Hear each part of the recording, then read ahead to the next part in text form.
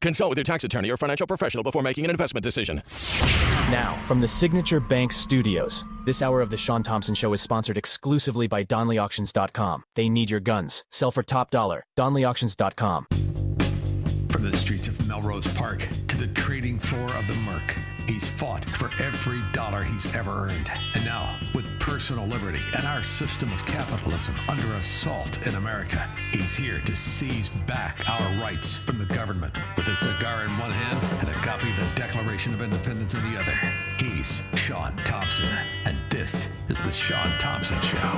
Some folks are born made to wave the flag. Ooh, they're red, white, and blue. Kamala Harris Hump Day.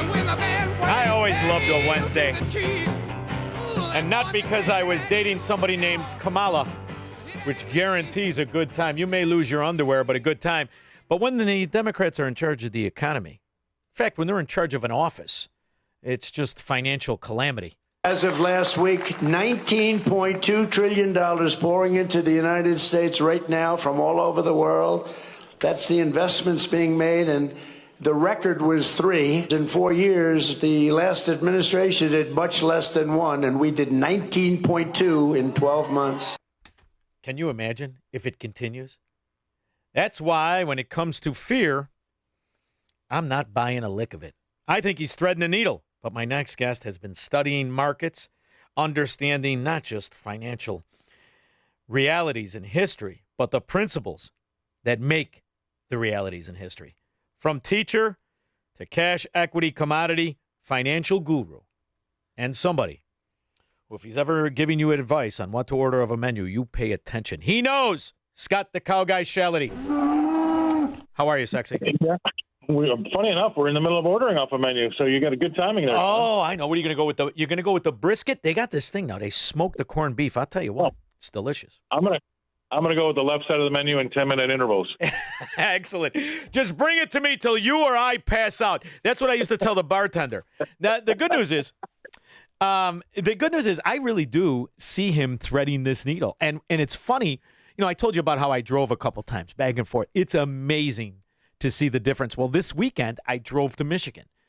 Amazing to see the growth in Indiana, certain parts of Michigan, and the absence of growth in Illinois. So the beauty is not only are we setting records in markets and money reinvested onshore, they're avoiding the Democrat mafia areas. I think it's going to be Trump austerity is going to be a model of economic history and recovery in the next 100 years, the likes of which nobody even predicted. What do you think? I think we're going to be rerunning the lines of the Mason-Dixon line. I mean, we've talked about it. I've said on your show before about the 11 states in the southeast of the country and what they bring in as far as GDP goes. But you're right, and I know when we both have friends in real estate. I know you do it too, that are just over the border in Indiana that have done extremely well over the last 6 or 7 years, with everybody leaving Illinois with their hair on fire. I think that they don't have to. Trump doesn't have to do anything, Shaun.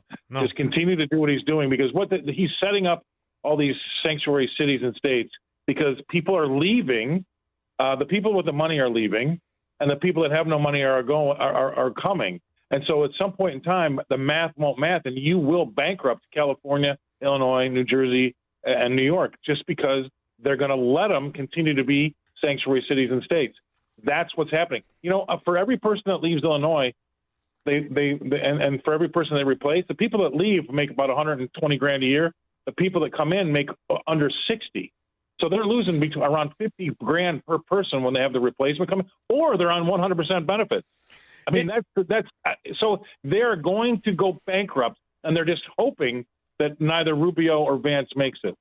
Well, what else is unbelievable to see?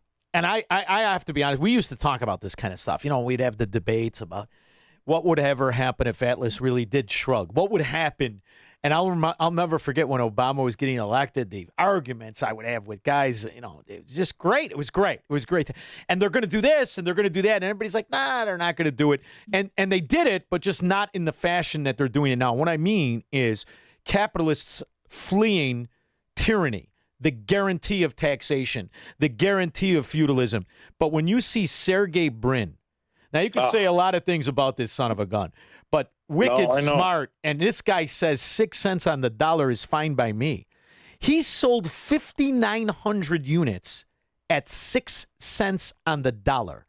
I don't know if that's ever happened in American financial history. I don't think that's even depression level panic as far as real estate prices in Manhattan or anywhere else. That's unbelievable to me. Yeah, well, I look at it this way. He was only 6 cents away from just giving it away. And believe me, by the time he got done with closing costs and commissions, he did. He gave it away. Yeah, it probably cost him money after closing costs and commissions. But you know what? That's exactly what's happening. I mean, Ken Griffin was the initial starter from Chicago. He's still leaving New York. But they're going to let all the people that make the money leave, and they think that they're going to be able to keep all the jobs. For some reason, the socialists think the jobs don't leave with the person, but that's wrong. But number two is the people that they replace them with are coming here, and they're either on benefits or they don't make anywhere near as much as that billionaire that just left. And it's just not going to work out. It's only a matter of time before New York, New Jersey, Illinois, and California all fold. Well, it's funny because, Scott, and my audience will be sick of hearing it because I talk about it a lot, but it's important to realize when you look at what is called entitlements, you're way over 50% of the budget of this country. Way over. Just adding up without education, what is called our social safety net, it's over $2.5 trillion a year. That's a staggering reality of what that costs for all these suck-ons. And I don't care how virtuous you want to. Some people are virtuous and some people need help. But come on, we've got legacy, generational welfare systems and structures in this country. It's just the way it is. And now with the illegal aliens on it, and education is another $1 trillion. You factor in the grants and the bulldung for green energy, you're at another $1.6 trillion. So you're over $5 trillion out of a $7 trillion budget that just goes to suck-ons. And the other $1 trillion goes to interest. So what does that leave in the form of actual infrastructure, the way it exists, or the way people need law enforcement or their court system? You're talking, we the decent people, get less than the interest and 5 times less than the entitlements. That's a reality that you're going to have to either grow out of or stop. And maybe what Trump's doing is both of those things. Well, yeah, okay. There's a lot to unpack. Yes. Number one, entitlements. I'm not going to let people call my Social Security entitlements. That's my money. It's not an entitlement. You'll be lucky you get 5% of your money. Well, I'm not going to. I'm not going to. Yeah, right. I'm not going to rely on it. But at the same time, that's why it was really good to see him do the Trump accounts, because he's going to introduce a bunch of new kids to investing, and slowly but surely over the next 18 to 25 years, they're going to make the big difference when it comes to entitlements and Social Security, because they're not going to be relying on the government for it, right? So he's trying to educate people, which is really a great way to get out of that problem. He's fighting about 5 different things at the same single time. That's what's pretty amazing. And by the way, we pull in about $5 to $5.5 trillion a year in tax, and we spend $7.5 trillion, of which there's some of that we can't not spend, and entitlements is part of it. Medicaid, Medicare, and those types of things, that's locked in there. We can't really trim that. That's the problem. So we have to grow our way out, Shaun. Yeah. But that's even proving to be an issue. So there has to be a come to Jesus, or we're going to have our own austerity, which they had in Europe. I remember when Greece went through it. When the market makes you go through your own austerity, it hurts a lot more than if you do it on your own. Well, and the other thing, too, we pretend it's revenue, right? That $5 trillion you speak of is revenue, but it cannot be. If any revenue is generated from government spending or any tax on entitlements. So think about what it's minuscule. The actual private economy that contributes to any kind of revenue is infinitesimal compared to the idea we are taxing government spending and debt and pretending it's revenue. That's what Enron did. It's even worse than what Enron did, because we continue to call it growth. So it really is interesting when you look at there's only one answer, and it's not even austerity at this point. It's growth and growth alone.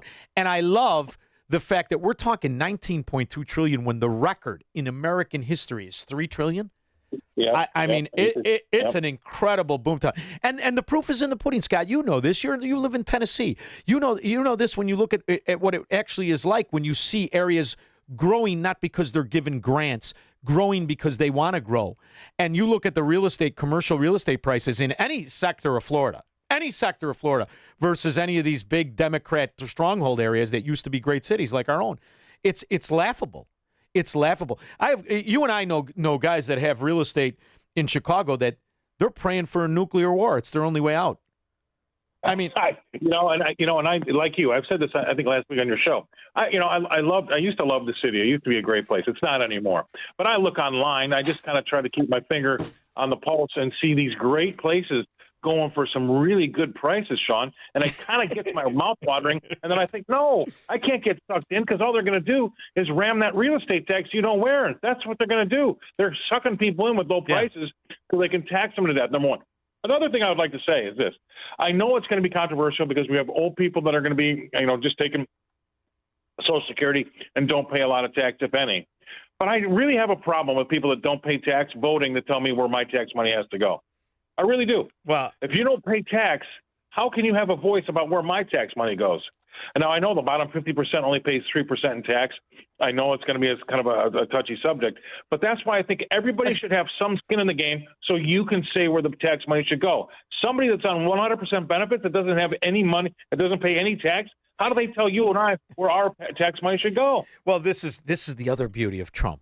And I didn't think we'd see it this way in our lifetime. Look at these areas. These are not only the most dangerous areas with the lowest quality of life and the highest expenses. These are the dumbest areas in America. They just are.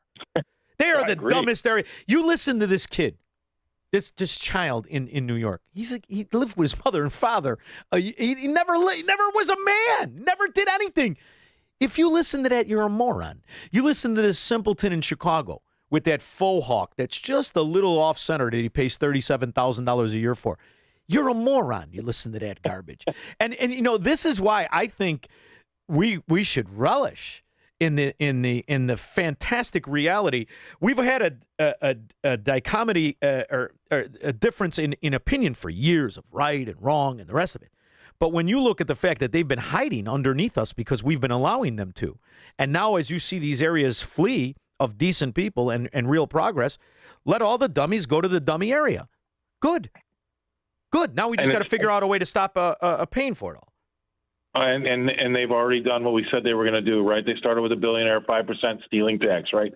A tax on your net worth every year of 5%? Are you kidding me? Who's going to value my net worth? I mean, this is a billionaire problem, right? But they've now started to introduce it for millionaires. Of course. There's going to be a tax on it's going to just be a wealth tax, not an income tax, a wealth tax, right? But then a couple of big Democrats have now come out and said, no. It needs to go down to $500,000, maybe $200,000. I'm telling everybody out there that listens, when they start with these taxes on the really, really wealthy people, it will come for you. Don't take comfort in the fact that it's not in your tax bracket yet. It's going to be in your tax. They're going to try to institute a wealth tax all the way down to $100,000. Well, they have guaranteed. To. Well, here's the other thing too, Scott. And this is something you and I would talk about for a while. The notion that a country built on property rights. That's what we are. That's why we're the youngest and the richest. We're built on property rights of the citizen, not the tyranny rights of the government. But when you're built on property rights and you allow this government to adopt the number 2 plank, the taxation of communism, which is what a progressive tax is, there's the issue right at hand. And instead of fighting it, and to their credit, and I'll say this to their credit, they decided that we're going to have structures of law that shield the citizen. Right? There are vestibules of protection. I'm an LLC, a C Corp, an S Corp, a trust, an irrevocable trust, a living trust, all the rest of it. Good. That should exist. But this idea that you would allow a billionaire, who is really, that's what Newsom is. Nobody knows his net worth because it's hidden in those vestibules of protection we discuss. His money comes from a trust that was handed by William, his father, who was the tax attorney for John Paul Getty. So nobody really knows what his assets are. And this moron's going to talk about taxing worth versus income. Well, what he's really doing is an insurrection. What he's really doing is promoting an insurrection. You can't do that. That is completely against the principles of law, and yet people think it's a voting issue. It's not a voting issue. What he is doing is promoting an insurrection based on the absence of law, negating decades and generations of property right in this country. I think what he's doing is treasonous. I don't think it's a policy issue. And I don't know why the people who know what you and I know, and everybody knows who understands what property rights are, why are we pretending this is an election? This isn't an election. He is running on the destruction of our American law. No, stealing. Yeah, they're running on exactly right. They're running on stealing. But this is not new, Shaun, because they always talk about Warren Buffett pays a lower tax rate than a teacher, a plumber, a cop, or a fireman. Well, yeah, because we need to have an education in this country between capital gains taxes and earned income taxes. He put money Buffett put money at risk. He deserves a tax break on that. People that just get up and work, like most people in the country, they go to work. There's a flat tax rate, or at least a graduated progressive tax rate. So that's called an earned income tax versus the capital gains tax, where somebody actually took risk and could lose all their money. Those aren't the same things, but they like to conflate them so that you feel like you're getting ripped off because Warren Buffett's tax rate's 15% and yours is 28%. And the other thing that you mentioned earlier about your vote, the idea that we do allow a degenerate suck-on who's never worked offset the vote of a decent man. That goes to show you the flaw in our ideology and the respect we have for ourselves. In fact, unless it's a flat tax and you pay the same as everybody else, I'm all for. Then you don't vote. You don't vote because the idea that some degenerate, worthless pig crackhead can offset me, get the hell out of here. You're not equal to me, and you never will be. Where is the pride for the earner that people used to have? Hunter Biden's vote always cancels out yours. That's the way it's going to be for the rest of your life until something changes. But that's exactly right. And so that's what frustrates me. You've got people that are not producers. They don't bring anything to the table, and they're going to tell you, Shaun, where you're going to pay your tax. It's not fair. A flat tax, everybody's got a little skin in the game. You make $10, you pay $1. That's fine. Then you can vote. But at the same, and you can vote to tell people where their taxes should go. But if you don't pay any tax, it just doesn't seem right to me. It just goes against common sense, if you ask me. Well, the other thing too is, I get myself into a kerfuffle when the reality is, if you're living among Democrats, they steal that fracking election anyway. They've been proud of it for decades. I'll never forget in my neighborhood, they'd be like, all right, is the election thing? They would close the doors and turn off the lights, and you know who was there with the voter rolls? The most degenerate scallywags in the neighborhood. And they're going to come out in 6 hours and tell you who won? Get the hell out of here. What about you? I have to be dressed like that guy in the movie 16 Candles. I do not have tan pants on and red shoes. I am not retarded. I don't believe a word of what you say. What do you think of that? Oh, I tell you, they're having trouble in California declaring Belgium the winner of that soccer match because they're still counting the goals. So that's where we're at. How about watching that election between that dog Bass and that other moron commie as they weaseled out everybody, Pratt and all the people who were good, and we're still going to pretend that Hilton has a shot? I got news for you. That kid should just start working on his return flight to London. Well, all these people that believe, you look at it, all those mail-in ballots. When has it ever happened where a Republican gained votes for mail-in ballots versus a Democrat? It's never happened. It's never going to happen. Scott, do you remember when they did the military ballots in Georgia and they were all for Biden? You remember that? Yeah. You want me to believe that a guy who's actually got his ass on the line wants to vote for that dimwit who soiled his trousers, who can't form a sentence? This is why, ultimately, in the end, we lived through the Biden years. Now, we didn't do as well as corporatists or oil companies did under Biden, but we lived under it because we never bought the phony industries that they were selling us were going to be great, like green energy. And when you watch these car companies lay off people and change their format, it's amazing what Joe Biden and the thieving Democrats were able to do in 4 years as they pretended to build an industry of right now there is zero demand for. Are you amazed at how complacent people were? I mean, Rivian was always a joke. They had a great quarter. They lost $440 million. They're doing great. Right. But now the fact that they're not being bailed out, I think the best is yet to come in the collapse of the eco-Nazi agenda of the Democrats. That we're only using that to steal. I think we're midway from the collapse of that green energy bulldog. Do you? Listen, I talk to a lot of smart people every day. There's never any money to be made investing in virtue signals, period, end of story. You can go talk, that other garbage about government. Everybody was worried about this clean energy, clean. Yeah, I can't remember what it was, but CO2, signals, the CO2, the carbon. Yeah. Virtue signals, Solyndra. They've never made any money betting on virtue signals or investing in virtue signaling. You got to get out of it because it's DEI. That's another virtue signal. Everything's a virtue signal with these people. Absolutely, nothing better than having to deal with somebody who got the job because of their pigmentation, and not the fact that they were good at something. So I love the idea that capitalism was alive for a short time in this country, and you and I were lucky enough to partake and meet. I will forever be indebted to all the commodity exchanges in Chicago because of our relationship. Thank you for making time for me, where I can visit your knowledge every day, 12:30 to 1:30 on RFD TV. The Cow Guy Close, as it's referred to, correct? You got it, brother. All right. Thanks for making time. You know I love you. Thank you. All right. See you, man. We'll be back with your calls and comments. Call Shaun now. 312-642-5600.